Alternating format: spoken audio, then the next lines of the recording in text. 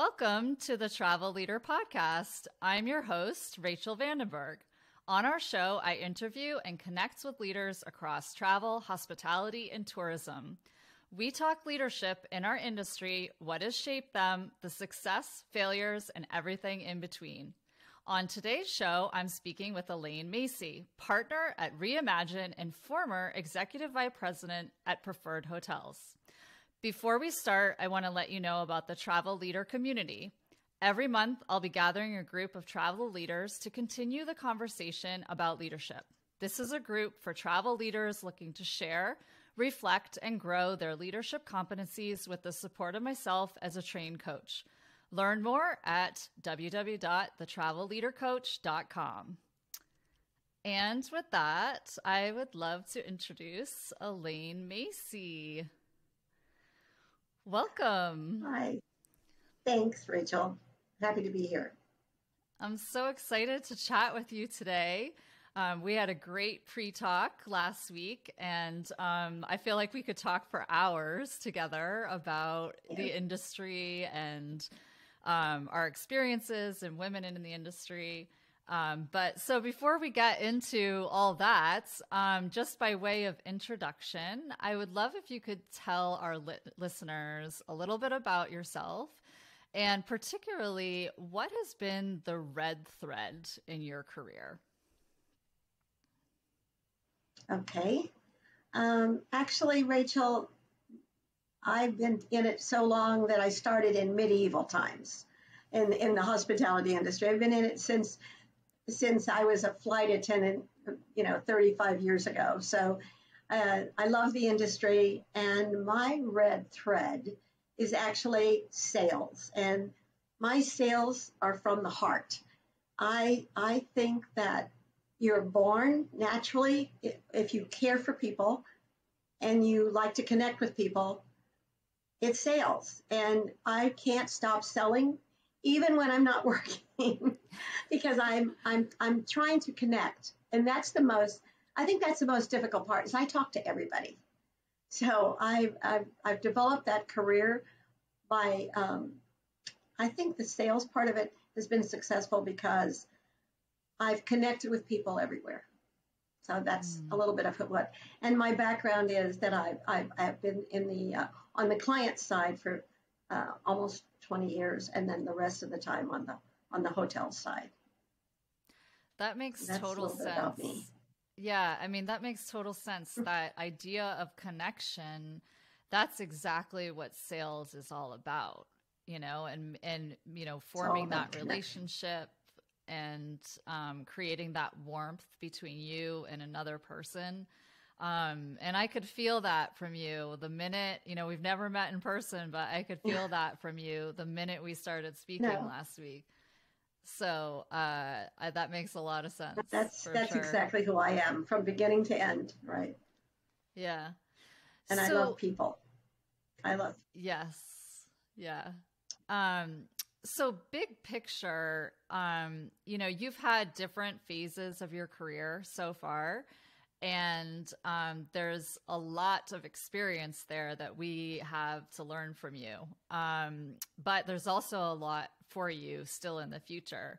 So as a whole, what's the impact that you have and want to continue to have on our industry? I think it's funny. I've thought about this a lot recently. I think it's because I'm so old, but I've thought about, I think, mentoring young women and men, and it's not just young women and men through even since I would say I started mentoring at 40 years old, and taking younger people that were coming into the industry in some effect. And when I was on the incentive travel side, I had young men that were travel directors, and I mentored them. And in fact, I've been working with one this week that I mentored when he was 20. He's 54 now. It was a little bit different. And it's amazing. I really enjoy that. And I think that's the greatest effect I've had on the industry, is developing these young people who are now extremely successful. So, that idea of mentorship, what, I think there's a lot of, we talk about that, right? A lot as professionals and the importance of mentorship. But I think sometimes, we all do it differently. I'm curious, what is your idea of good mentorship? I think people that have worked with me, I always don't like to say for me, but I worked with me. My idea is to be entrepreneurial and to let them handle whatever responsibilities are theirs on their own as their own business. And I actually work with them to develop that entrepreneurial feeling inside, that they own something, that they're successful at something. And I think someone did that for me when I was quite a bit younger and taught me that I didn't even know what success was, and I didn't know how it felt. And they taught me that if I took hold of a project, I could be successful. And I think that's what I do with the people that work with me now. That's a great definition of mentorship. It's like, to me, it sounds also very empowering. And, basically that it goes back to that, age old saying, don't give someone food, teach them how to fish, right? Like, it kind of reminds me of that. That's exactly it. Empowerment is the most important thing, especially young women, although I think there are many young men that are insecure. There are a lot of young women that are insecure. They may not act insecure, but there's always that insecurity. Why are we? We are always insecure, old women too. And I think that we never, ever believe in ourselves. And so what I try to do is show them that you can believe in yourself. And look what you've done. That's total empowerment so what's wrong if you make a mistake? Everybody makes a mistake. I made a $10,000 mistake one time. My boss was thrilled. Yeah. That sounds like a whole story in itself. Yeah, it is. A whole other story. Yeah, but that's such an important, second point that you've made, that it's empowerment, but it's also for them to be able to do things on their own and to have ownership, but also providing that belief in them that they may still be missing themselves. I think that it is, and it's hard for them to find it in themselves. And I know that when I found, I had to find empowerment. I had to find myself, because when I was quite young, when I was 30 years old, and my husband left me with nothing, and I had a can of soup for a week. And I made that decision at that time that you have to make a decision sometime in your life. Are you going to move forward, or are you going to stay there and be sorry for yourself? And I totally believe, I said that to somebody this morning. I said, I always got excited and said, you know what? I'm going to do this. I'm going to be this. I'm going to help. And I work with a lot of young women, and some of them call me and say, I'm really depressed, or I'm this or that. And I have lunch and I say, are you kidding me? Look at you. You're gorgeous. You have everything going. And just believe in yourself. That's the most important thing. I mean, I can't say it enough. You just unlocked gold for me, because, what is the difference between not believing in yourself and believing in yourself? And you said it's a decision. It is a decision. Yeah. That's, I think huge. That's the biggest problem today. Yeah. Yeah. Young people today, I don't know what's going on. The world is just so crazy today. But after COVID, I think so many people there are suicides and these depressions. And if you're looking for something outside of yourself, you're wasting your time, because no one is going to give you what you can find in yourself.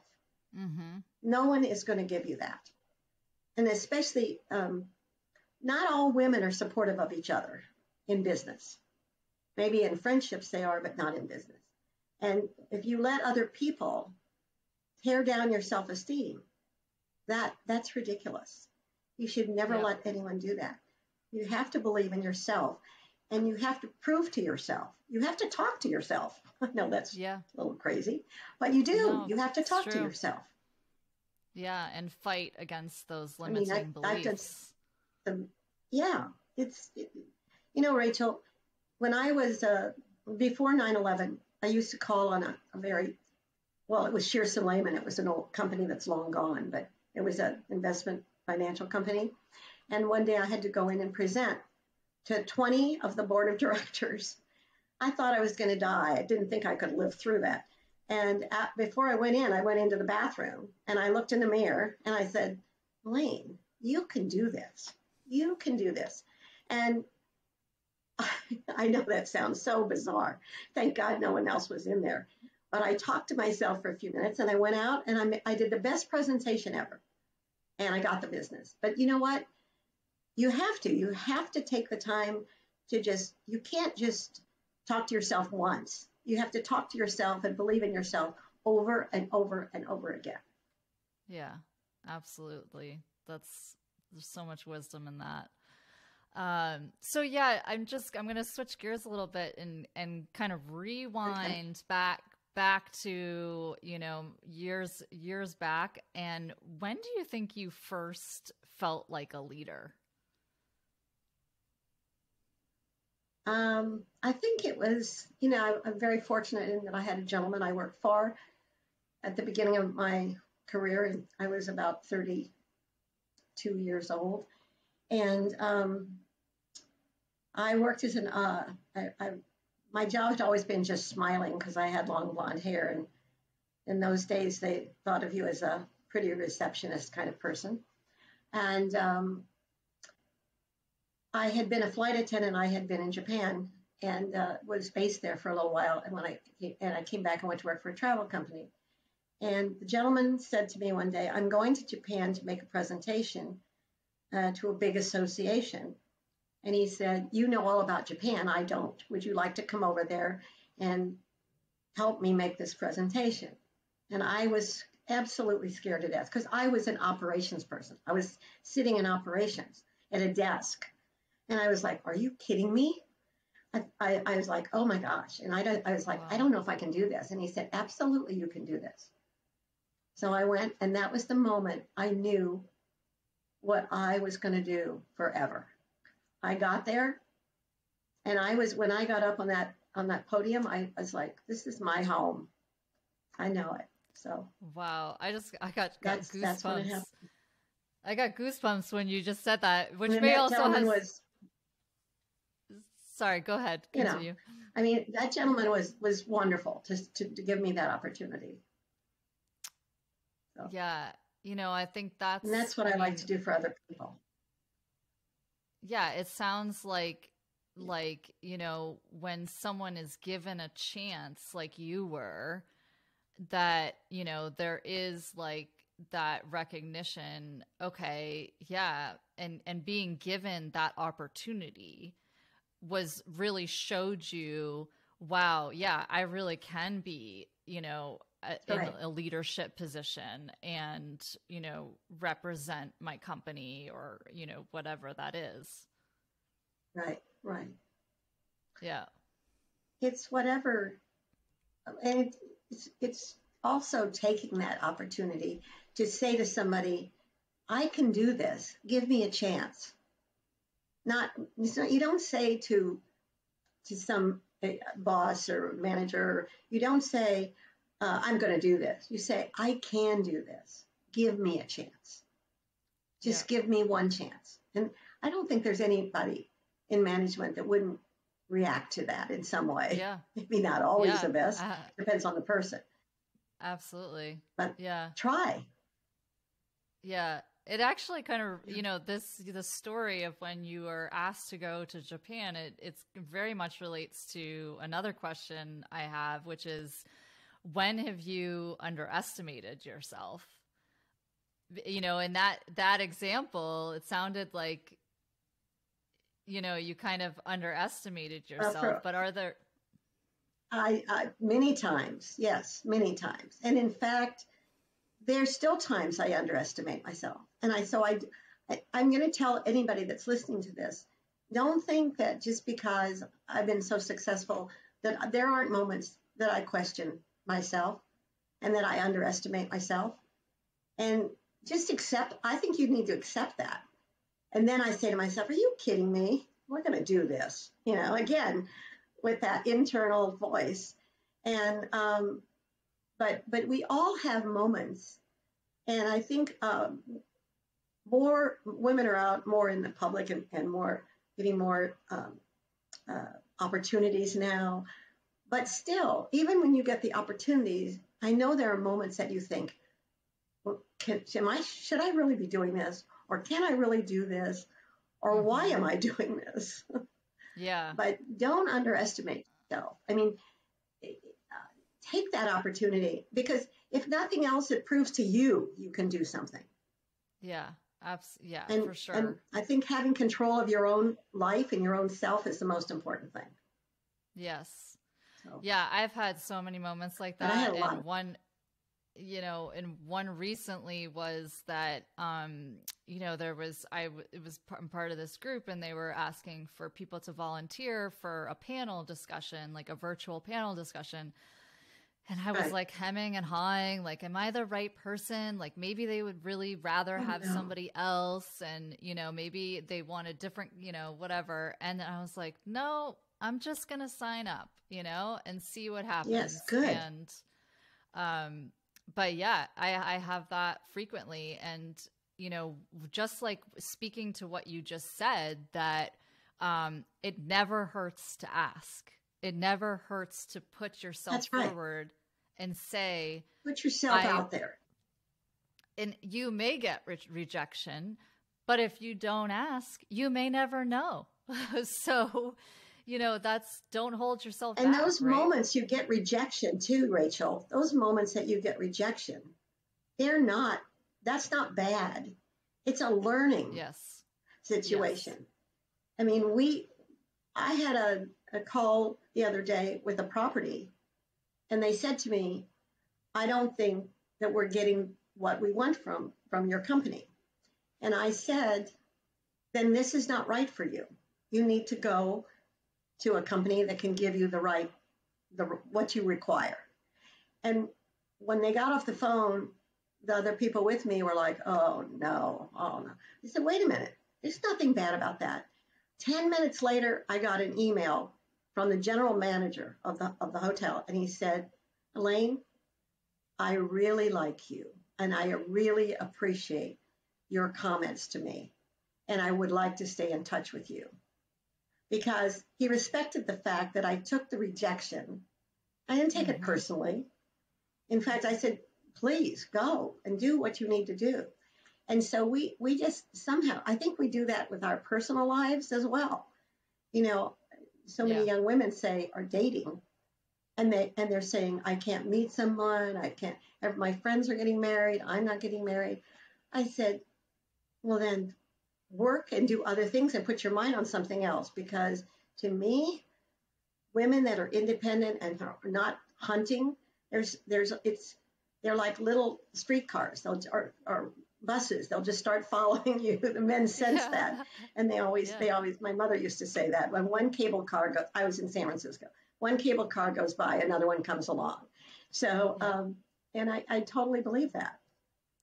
Well, that really, again, that really reminds me, it relates a lot to the idea of growth mindset, right? Like that we are not defined by our mistakes, or, that's not who we are, or rejections. Exactly. Right. So you're not defined by that at all.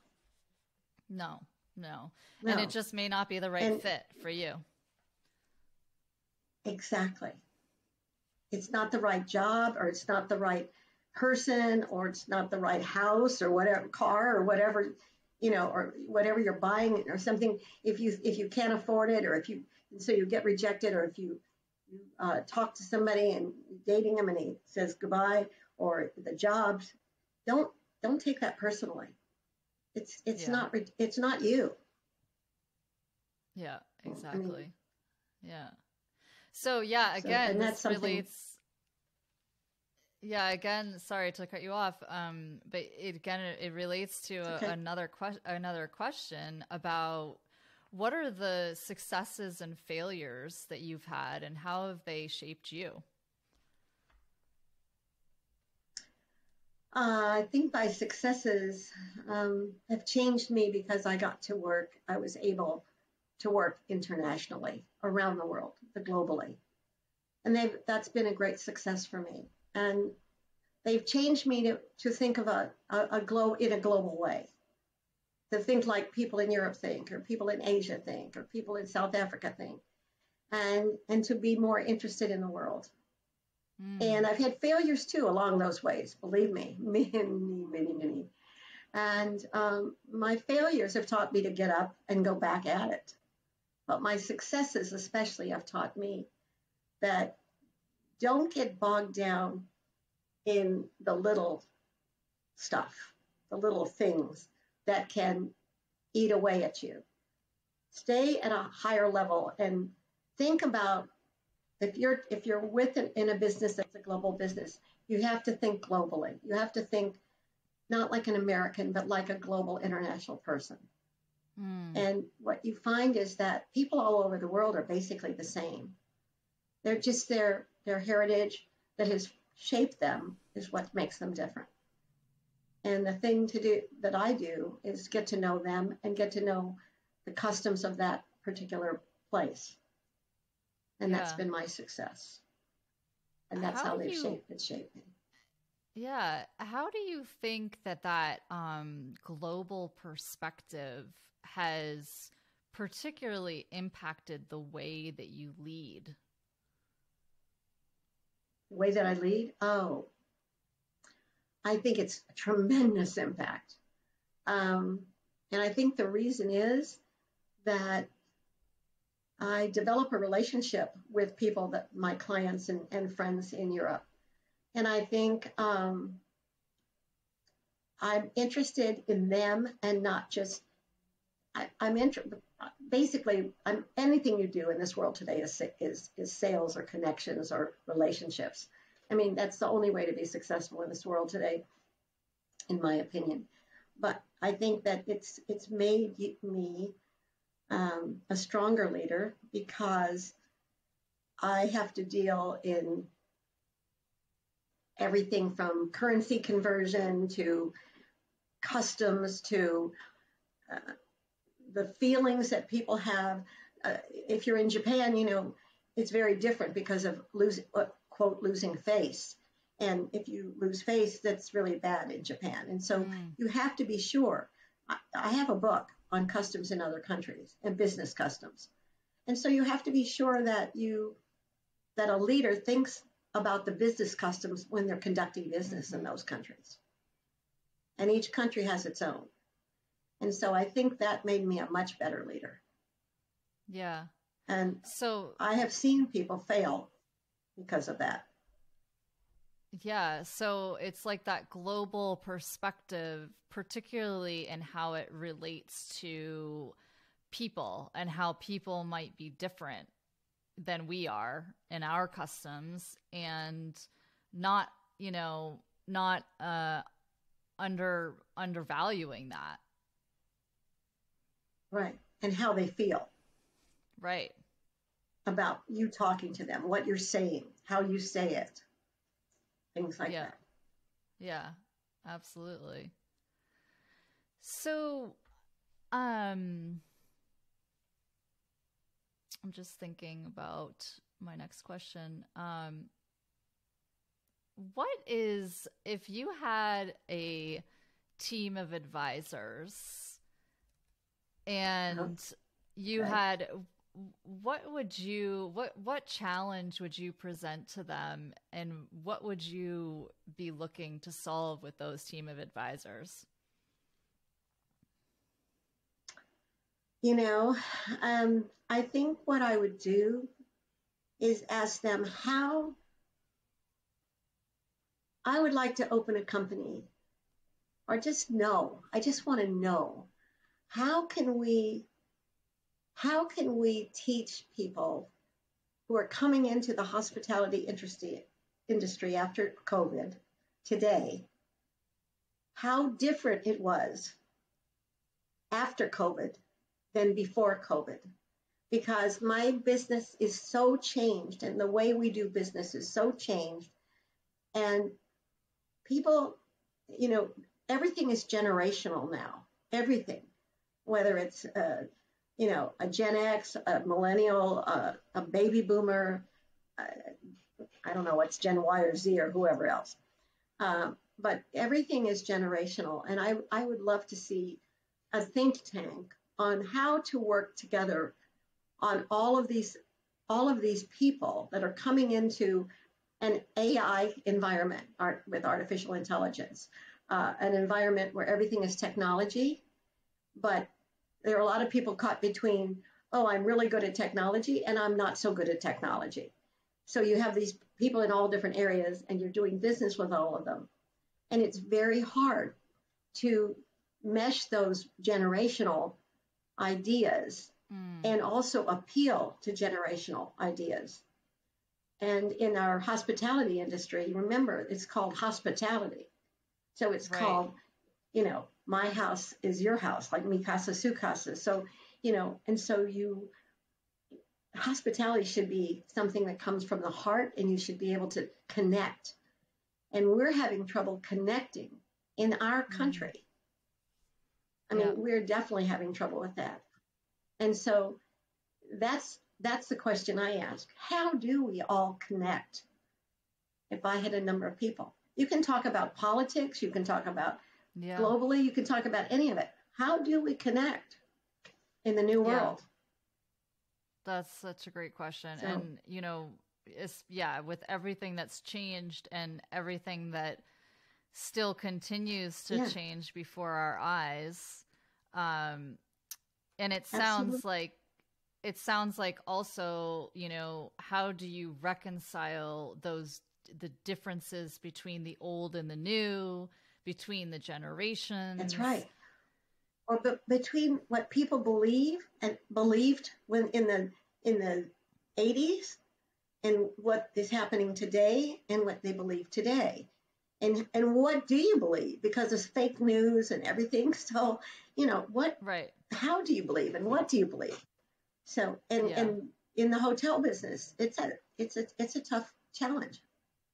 Yeah, absolutely. For sure. I think that is that question, I think many of us are struggling with on a daily basis, both professionally and personally. Well, I am too.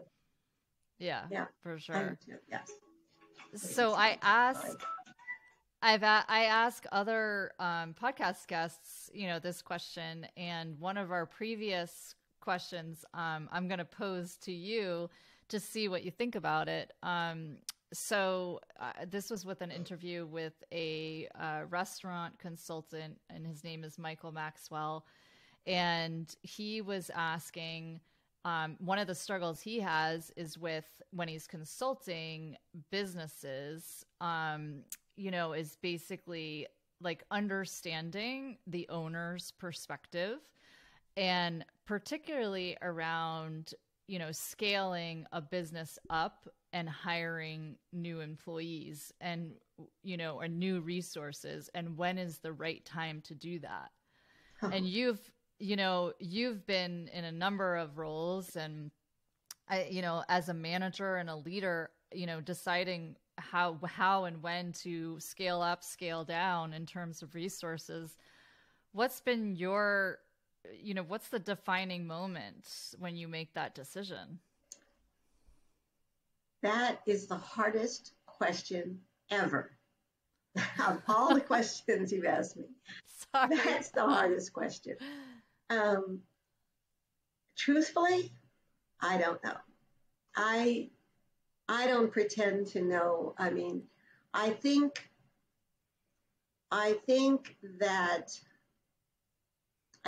businesses have to start slower. I think, again, I have to look at COVID. If COVID wasn't here, I would give you a different answer.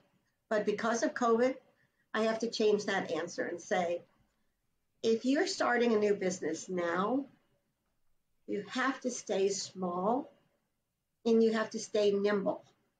And I think as a business owner, the thing that I think, and I've made this mistake, I think, and I say this very often, there are businesses in the travel industry that have some success the first year, and so they immediately grow.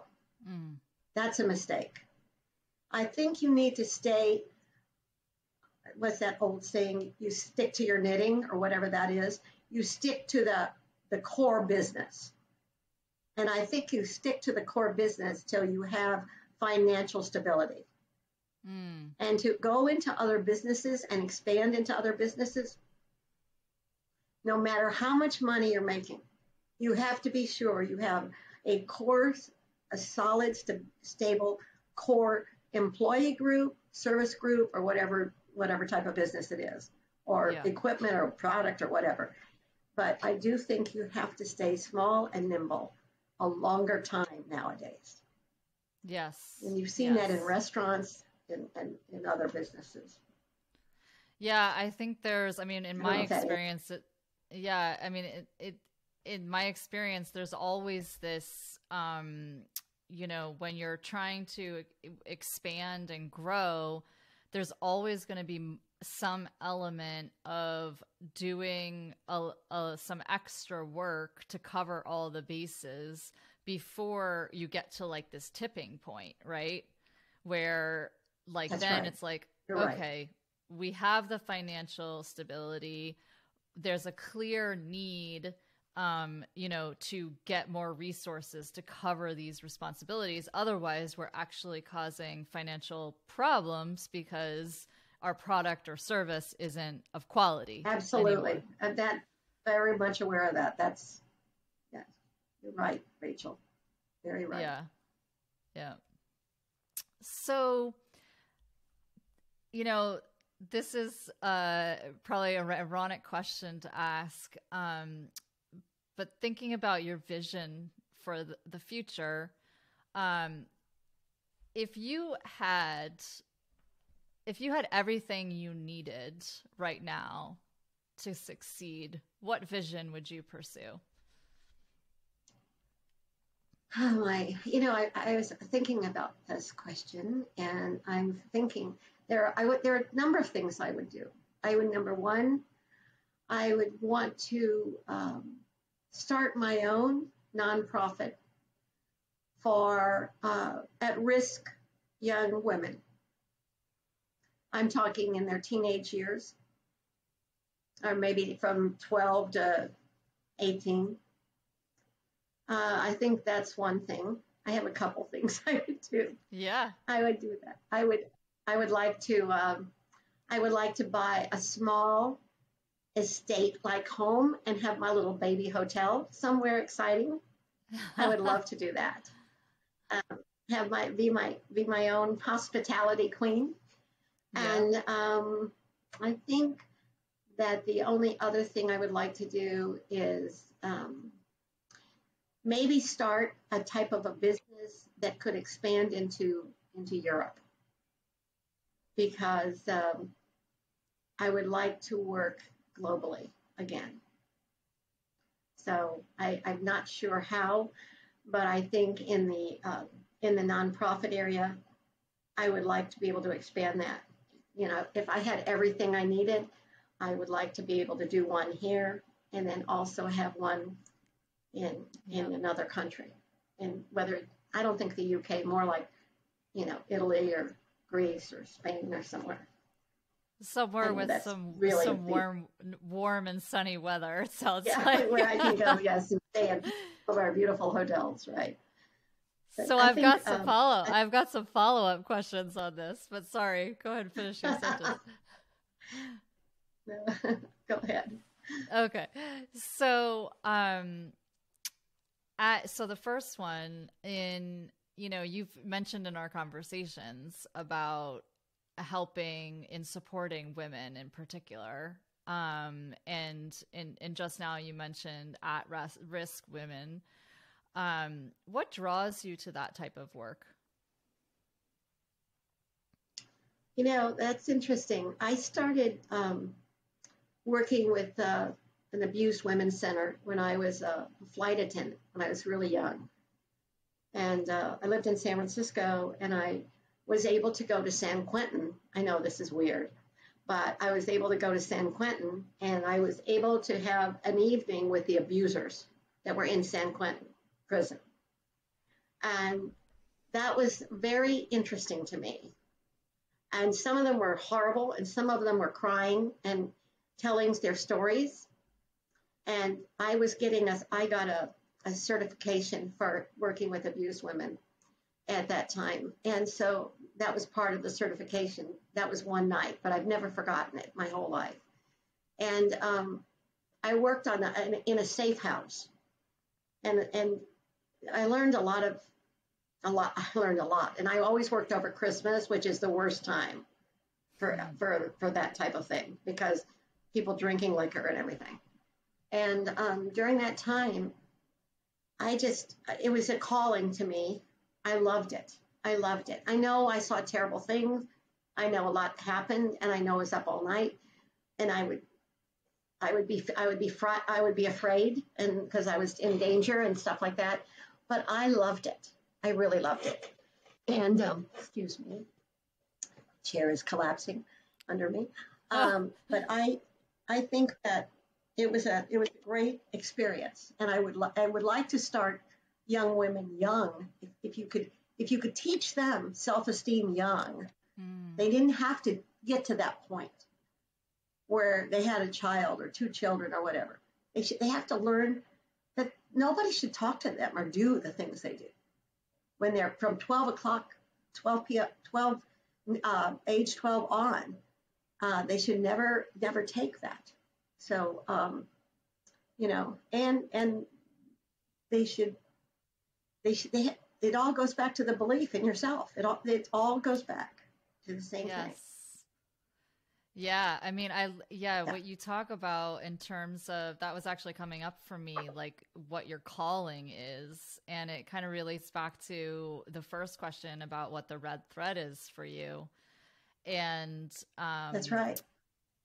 While you've been in sales, and that's very much related to connection, the real purpose behind all of it is your calling of helping other people believe in themselves. And that's kind of, another major red thread through everything. That's my next goal, is to work with a nonprofit on that. I love that. Yeah. I love it. I love it too. I'm very excited. Yeah, I can feel that. So my second follow-up was around hotel ownership and, having your own, being the queen of your own hospitality business. Yes, queen. And, I think I've been very lucky. I am part of a family hotel, and, I kind of I grew up in the business, and I grew up at a little bed and breakfast in Vermont.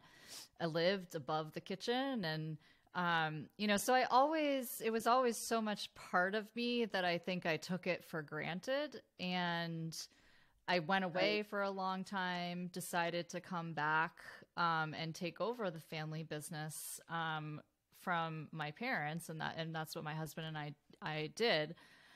And so for me, it was always just kind of a natural thing, right? It's been part of my life since I was 6 years old. And I find many times now in the people I talk to who have worked for corporations, or have worked different types of hospitality positions, like, director of revenue management or such and so forth. And there's all kinds of initiatives that are starting especially for women in hotel investment and ownership. And it's like there is this gold standard, or kind of like desire in this field, like, oh, if you could own a piece of it yourself, right? That's right. and because I've been lucky to basically be given that, what is the draw to that people are feeling and that you feel? I think, well, I think the same thing. After COVID, we were all at home all the time, right? And now, what I'm seeing, I only work with very small, high-end, intimate properties, and when I work with them, I'm just in love with them. They're like my children, and they're just incredibly special. And they each have their own experience and their own story. And I think that you can make yourself, for instance, if you had the financial wherewithal to really buy a little home, I'm talking something unique, like a little estate of some kind, like maybe, 10 bedrooms, something small. And I think then that you can put your personality, your experiences into that dwelling, and you give it a life of its own. And we have one in Napa Valley with 5 suites, and I just am in love with it's called the Poetry Inn, and it's amazing place. And each bedroom is named after a poet, and it's part of a winery. So it has an experience and a life of its own. Yeah. And I think that's what I'd like to do it.